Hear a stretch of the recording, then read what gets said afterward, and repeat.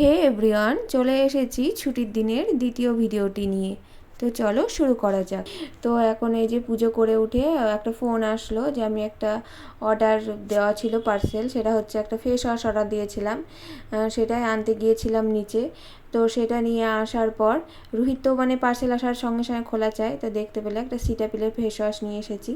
তারপরে একটু চা করলাম, কারণ সকাল থেকে তারপরে এক গ্লাস জল খেলাম, খেয়ে চাটা বসিয়ে দিয়েছিলাম। এই দেখো চা হয়ে গেছে, চা নিয়ে বসেছি। এখন চা খাওয়া হয়ে গেলে বসতে হবে সবজি কাটতে। এই যে এদিকে সবজি নিয়ে বসেছি। রোজকার একই চিন্তা, কি রান্না করবো, কিন্তু রবিবারটা অতটা ভাবতে হয় না, যেহেতু মাংস হয় রবিবারটায়, তাই একটা অন্য কিছু তরকারি করলেই হয়ে যায়, তো সেরকম অত ভাবতে হয় না।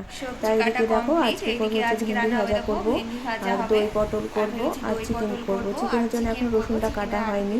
তো রুহির ওইদিকে খুব খিদে পেয়ে গেছে, তাই ওকে খেতে দিয়ে দেবো। ওইদিকে ভাতও বসিয়ে দিয়েছিলাম চাটা করার পর।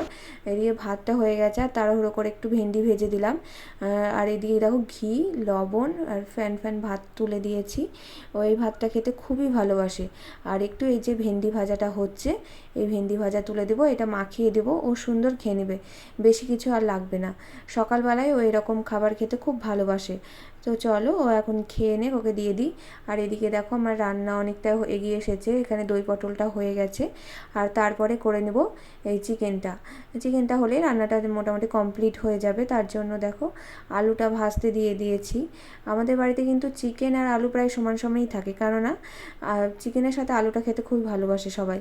তো এদিকে চিকেনটা কষাতে দিয়ে আমি এখন খেতে বসবো, কারণ আমার এখনও খাওয়া হয়নি। তো আমি সকালে অতটা ভাত খুব একটা খাই না, তো আজকে খাবো হচ্ছে চিড়ে দিয়ে, আম দিয়ে, দুধ দিয়ে। আমার কিন্তু খুব ভালো লাগে। তোমরা কি কেউ খাও এরকম? আমি কিন্তু এটা খাই, রোজই খাই মাঝে মাঝে। তো আমার বাবার বাড়িতে এটা খুবই খাওয়ার চল আছে, এই যে চিড়ে দিয়ে আম দিয়ে দুধ দিয়ে, বা মুড়ি দিয়ে আম দিয়ে দুধ দিয়ে, এগুলো আমরা ছোটো থেকে খেয়ে এসেছি, আমাদের অভ্যস্ত আছে। কিন্তু আমাদের শ্বশুর বাড়িতে এগুলো আবার অতটা আমার বররা খুব একটা পছন্দ করে না এরকম খাবার। তা দেখলে তারপরে খাওয়া দাওয়া হলো। এদিকে চিকেনটা কষিয়ে একটু জল দিয়ে ঢাকা দিয়ে একটু ফুটতে দিলাম। আর অনেকগুলো বাসন জমা হয়েছিল, ভাবছি সেগুলো মেজে নিই, ততক্ষণে চিকেনটা রান্না হোক, তাহলে কাজটা এগিয়ে থাকবে আর কি। আর এদিকে বাইরে একটু মেঘমেঘও করেছে, তো এদিকে বাসনগুলো মাজছিলাম, তা করতে দেখো চিকেনটা রান্না হয়ে গেল। তো এখন এগুলো চিকেনটা ঢেলে রেখে দিয়ে এখন কড়াই টড়াই সব মেজে নেব। গ্যাস পরিষ্কার করা সবচেয়ে বড় কাজ হচ্ছে, রান্না করে এই যে রান্নাঘর একদম সুন্দর করে টিপটাপ করে পরিষ্কার করা। দেখছো কি অবস্থা হয়, তাই না, রান্না করার সময়? এদিকে দেখো এই যে এবার মনে হয় শান্তি পরিষ্কার হয়ে গেলে। আর এদিকে তাড়াহুড়ো করে এখন ছাদেও যেতে হবে, কারণ বৃষ্টি শুরু হয়ে গেছে, টুপটাপ করে দু একটা ফোঁটা পড়ছে। তো এই জামা কাপড়গুলো সব তুলে নিই, চলো। এই যে জামা কাপড়গুলো এখন তুলে নিচ্ছে, বুঝতে পারছো, কারণ মেঘমেঘ করছে, অন্ধকার হয়ে এসেছে। তো তারপরে জামা কাপড়গুলো তুলে নিই, তা করতে বৃষ্টি শুরু হয়ে গেল। আর রুহি তো যেই বলেছি রুহি বৃষ্টি এসেছে, আর ও ছুট ভিজবো বলে। আর এদিকে দেখো অনেক জামা কাপড় এখনও শুকায়ও নি, কিছুটা ভেতরে মেলে দিলাম, আর যেগুলো শুকিয়েছে সেগুলো নিয়ে নিচে গেলাম।